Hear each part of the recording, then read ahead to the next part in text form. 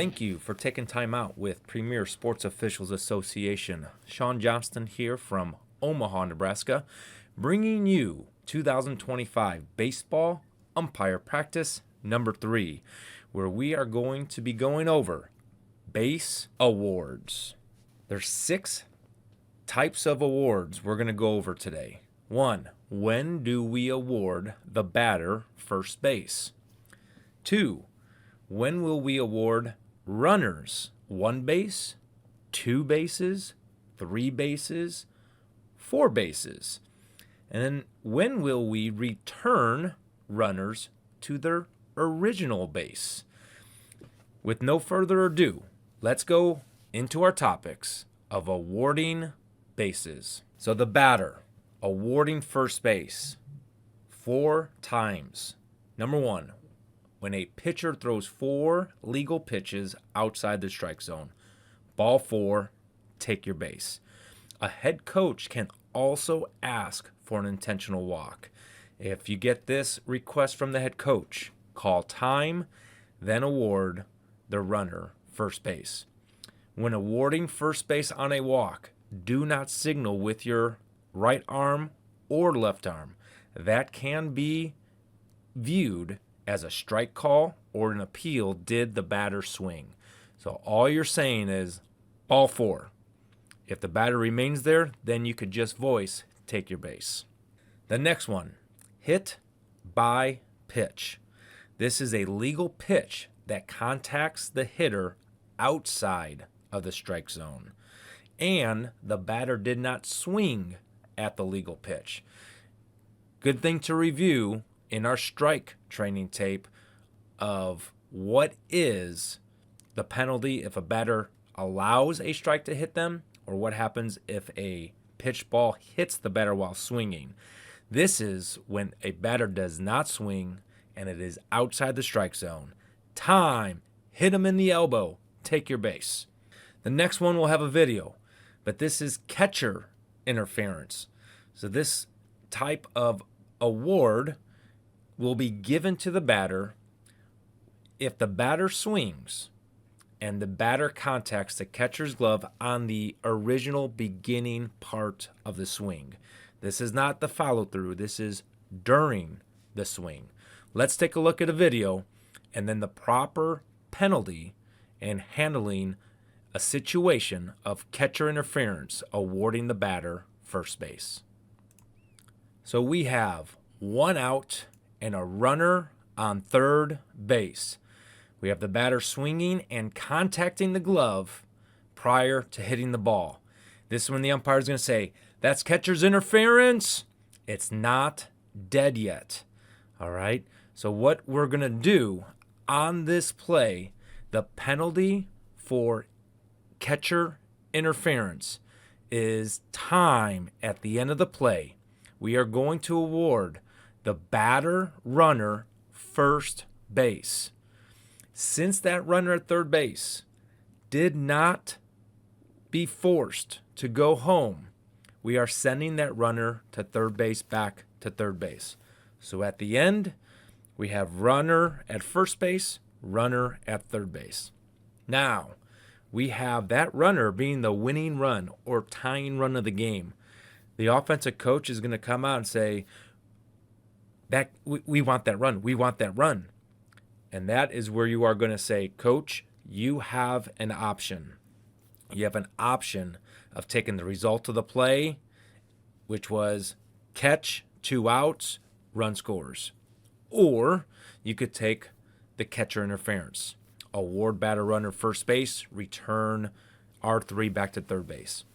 If the coach chooses the result of the play, count the run, call the batter out. The defense can now appeal if that runner left early. If they did leave early and the umpires call that runner out, the offensive coach cannot change their mind. They have one choice and one time only. But just to review, catcher interference on the swing, if the bat contacts the catcher's glove, you are stating that's catcher's interference, let the play go, and then after the play, award the batter runner first base. The next awarding of first base is balk / interference. So we have a runner stealing home. We have the catcher coming up on in front over the plate, which is now interfering with that batter from swinging. This is a balk interference, which we will award the batter runner first base. Let's take a look at the video. So here's the play. Runners on first and third, 0-2 count, and a runner stealing home. This is a legal pitch as the pitcher is engaged with the rubber. The catcher then comes up and forward over and on the plate prior to possession of the ball. He deprived the batter from having a free choice of swinging the bat. So that is catcher's interference, and he left his position. This is also a balk. So we are awarding 2 penalties here. First, the balk. All runners advance 1 base. So the runner on third scores. The runner on first goes to second. And then we have to enforce catcher's interference, which is a first base award for the batter. The catcher cannot leave their position on a legal pitch until that ball has clearly crossed the strike zone to allow the batter a clear attempt to be able to swing at that pitch. Balk, catcher's interference. When would we award 4 bases to the batter and runners? And that answer is a home run. That is fair batted ball, leaves a field in flight. And then number 2, a deflected batted ball, home run. Again, this has to be in fair territory. If it goes off of a player's head and over the fence and it did not hit the ground, it is a home run. Let's take a look at a couple of home runs and a deflected home run. Deep fly ball goes off the foul pole. Is the foul pole in fair territory? And the answer is yes. This whole entire pole is in fair territory. Don't know why they don't call it a fair pole, but it is a fair ball over the fence, home run. Deep fly ball, as long as it goes over the fence in the air, award 4 bases. Another deep fly ball, it's over fair territory, over the fence, award 4 bases. How about a deflected ball that goes over the fence? Goes off the glove, over the fence, home run. We are awarding 4 bases to this batter runner. Never hit the ground, went over the wall in fair territory. This is the what if. What if the ball is touched in fair territory, and then on the deflection, this is now goes over the fence in foul territory? That is not a home run because it's not a fair ball. But since it touched in fair territory, we have a fair ball over the fence in foul territory, ground rule double, which we'll take a look at a video of some ground rule doubles later on in this practice. Yes, there is a 3-base award in baseball. This happens with detached equipment on a batted ball. This is where a defender deliberately, so it's not the line drive takes the glove off the fielder's hands. This is a fielder deliberately, intentionally throws their cap, throws their glove at the fair ball with mask, cap, or any part of his uniform detached from its proper place. Let's take a look at a video of detached equipment. So this is a hit to the outfield. Outfielder throws their glove at the batted ball, hits the batted ball. Time. That's detached equipment. Award the batter 3 bases. Next category of base awards. 2 base awards. Detached equipment on a thrown ball. So we just saw a video on a batted ball. 2 base award on a thrown ball. The play that happened to myself was a catcher backing up a play at first base. It was an errant throw, and the catcher used their mask to stop the ball from going out of play. The mask was off of the catcher and in his right hand, and it contacted the thrown ball. That is a 2 base award from the time of the contact. As we stated before, a fair batted ball goes through, under, or bounces over the fence or gets lodged in padding or iving. A lot of times you see players like this picture raise their hands. Umpires, what do? You do not call time. You allow those runners to continue running the bases. You, as the base umpire, go out and take a look at this lodged ball. Go look, is the ball actually stuck in the ivy? Go look, is the ball under the fence? And if so, then you call time, you hold up 2 fingers, ground rule double, and you put the runners back at the base they should be with the 2 base award from the time of pitch. Let's take a look at a ball bouncing over fence. Deep fly ball center field. It is a fair ball as it landed in fair territory beyond first and third base and bounced over the fence. All right, so we are going to give the batter runner second base, all other runners 2 bases. The next 2 base award is when the thrown ball goes into dead ball territory or gets lodged. All right, so this could go into the dugout. It could leave the field of play. It could get lodged in padding in the field, such as the backstop. If it's a thrown ball by a fielder, it's a 2 base award. Let's take a look at some plays. So we have a play, first and second, 1 out. Just your normal fly ball to the outfield. Catch, 2 outs. Runners legally tag and advance. And then all of a sudden, the umpire is going to call time and award a 2 base award. Pitcher's looking for the ball. Umpire knows where the ball went. What just happened? The third baseman threw the ball out of play.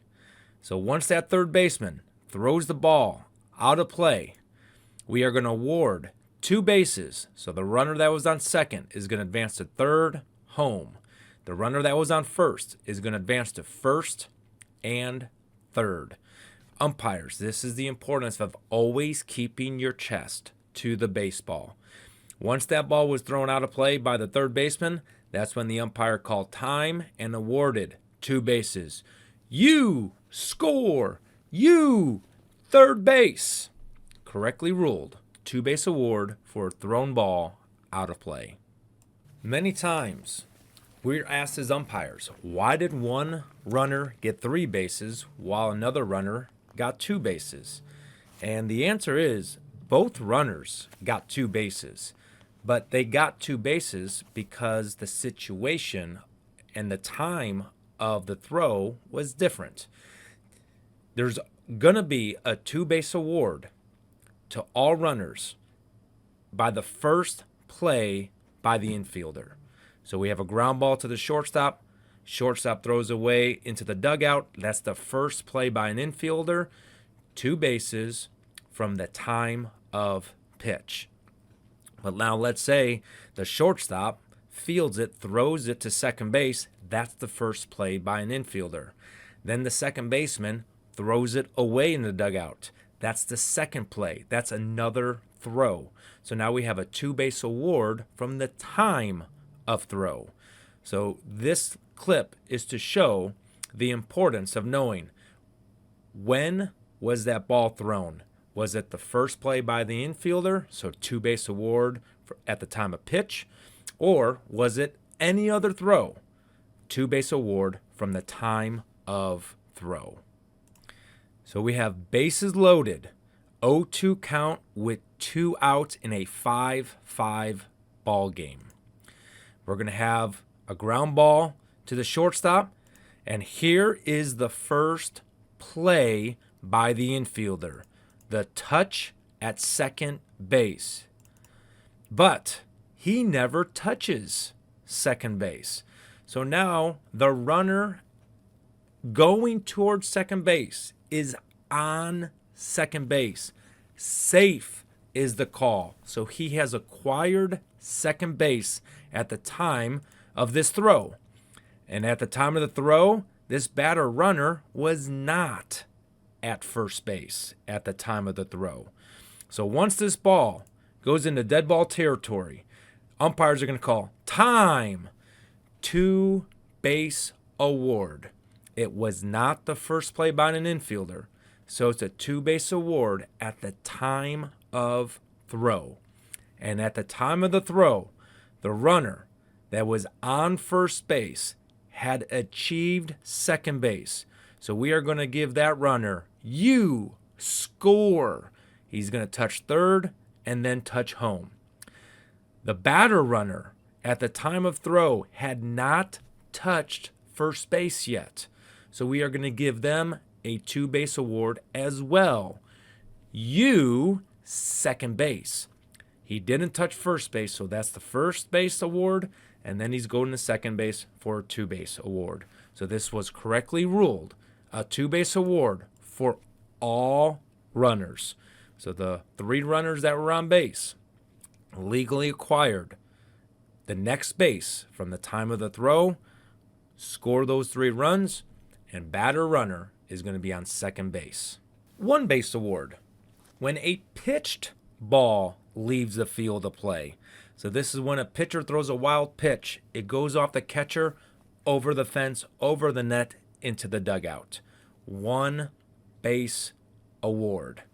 If a pitcher picks off a runner at first base, third base, but he does not disengage, he remains a pitcher, and that ball leaves the field of play, that is a 1-base award.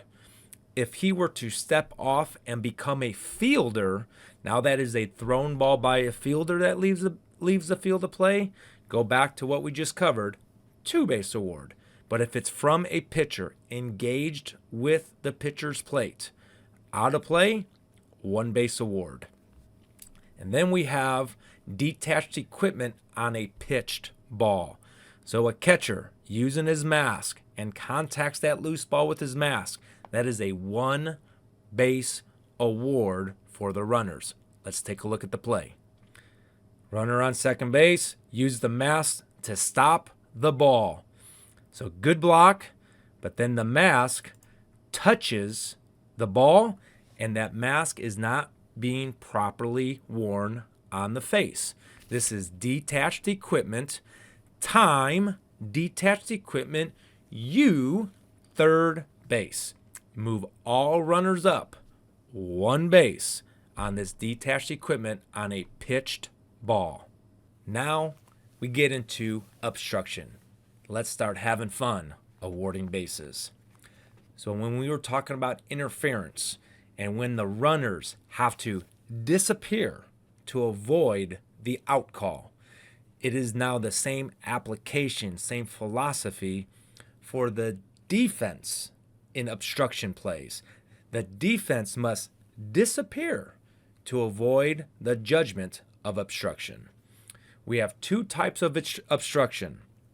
Type 1 is an act of a fielder while not in possession of the ball or in the act of fielding the ball impedes the progress of a runner on which a play is being made. And that's the key point in type 1. The play is being made on that runner. So, the penalty, umpires, that's obstruction. Time! Type 1 obstruction is a dead ball immediately. They're making a play on that runner. Call time. You have to give that runner 1 base automatically. So the runner that was being played on is going to get a 1-base award. Now, all other runners you get to place at the base they would have reached had obstruction not occurred. Let's take a look at a couple plays and walk through type 1 obstruction. Just your normal play. Ground ball to the first baseman, out. That takes away the force. Now the runners have to be tagged out. It's a pickle! Now as this runner's going, remember the defense must disappear if they are not possessing the ball or in the act of fielding the ball. So since number 7 has the ball, so this catcher is not in the act of fielding the ball or has possession of the ball, that's obstruction. This is type 1 obstruction because it is this runner who is being played on. So at this moment in time, the umpire is going to say, that's obstruction. Time. You have to give this runner home plate. The runner that is the play is being made on is given one base. Now, we have to keep in mind, where are we going to put this runner? Had obstruction not occurred, this runner would have gotten third base. Since this runner would have gotten third base, this runner cannot occupy the same base, so we are going to award this runner second base. That's obstruction. Time. The ball is dead. This play is over. You are going to advance the runner at third to home. Had obstruction not occurred, this runner was going back to second base and he cannot be on the same base as the runner. Type 1 obstruction. Play made on the runner. The person, the defender that did not disappear, that impeded the movement of that runner, is going to be called for obstruction and give that runner one base. The second type of obstruction is type 2. Same words, except the play is not being made on that runner that was obstructed. So a defensive player got in the way, impeded, hindered, confused, contact or no contact. The runner had to make an adjustment step. The runner had to slow down to avoid contact. The runner had to run around the first baseman. That is still obstruction. So whether there's contact or not, that defender has to disappear to avoid the obstruction judgment. Penalty on type 2 obstruction. That's obstruction. The ball remains live. We are not calling time on this type of obstruction. All right, so most of the time, this obstruction comes at first base. Batter hits a ball to the outfield. He's running hard around first base, and the first baseman is standing on first base looking at the ball. That first baseman has obstructed the runner. That's obstruction! Keep the ball live, and it remains in play. After the play is over, you now as an umpire get to award bases to that runner, to any base they would have gotten to in your judgment had obstruction not occurred. So you do have to take into consideration speed of the runner, size of the runner. What was the runner doing before the obstruction happened? Were they running fast? Were they running slow? What was the coach doing? Was the coach sending them home? Was the coach saying, stay here, stay here, stay here? Let's take a look at some plays. Just your routine ground ball to the shortstop in a youth baseball game. Expect the unexpected. Why did that shortstop throw to right field? We have no idea. But we have the first baseman then running into the runner, which then impedes the runner's advancement. That's obstruction! Since the play was not being on that runner, the ball remains live and in play. Now, did that contact prevent that runner from getting to second base? That's the judgment. So umpires, since this runner was taken down to the ground and it was a close play at second base, that's obstruction.